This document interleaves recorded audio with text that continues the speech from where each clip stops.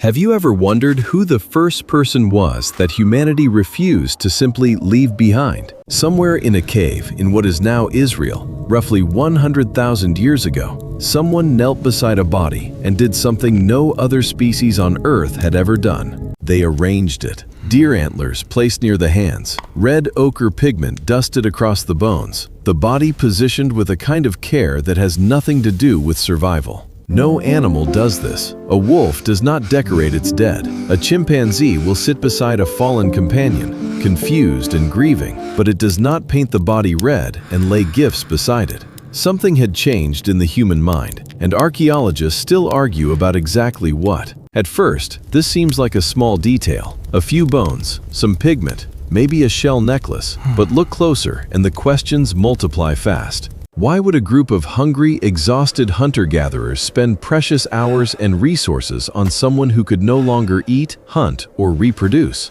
In a world where every calorie mattered and every hour outside shelter was dangerous, burial made no practical sense at all. And yet it happened, again and again, across tens of thousands of years, on nearly every continent humans reached. That's the part that should stop you. Because if burial served no survival purpose, it had to be serving something else entirely. Some researchers believe it began with something far simpler than religion or ritual: smell and disease. A decomposing body attracts predators and spreads sickness through a small camp.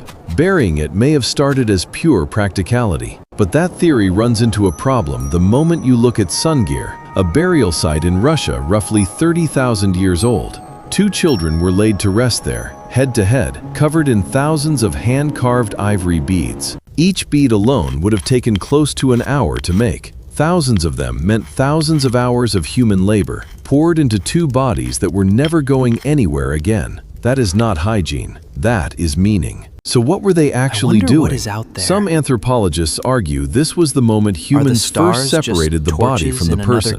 That the ochre, the beads, the careful positioning were an attempt to send something onward. A belief that whatever made a person themselves did not simply stop when breathing did. If that's true, then burial wasn't really about the dead at all. It was the first evidence that humans had begun imagining a world beyond the one they could see and touch. And there's a colder, more practical theory sitting right beside it. A burial is a marker, a claim. Bury your dead in one place, generation after generation, and that place becomes a record. One day, this ground belongs to us. Our people are here. In a world without deeds or borders or writing, a grave may have been one of the very first ways humans said, "This land is ours," because our ancestors are in it. Maybe both are true at once. Maybe grief and territory and meaning were never separate ideas to begin with. What's certain is this: at some point, a species that had spent hundreds of thousands of years focused entirely on staying alive stopped, for the first time, to honor something that already wasn't.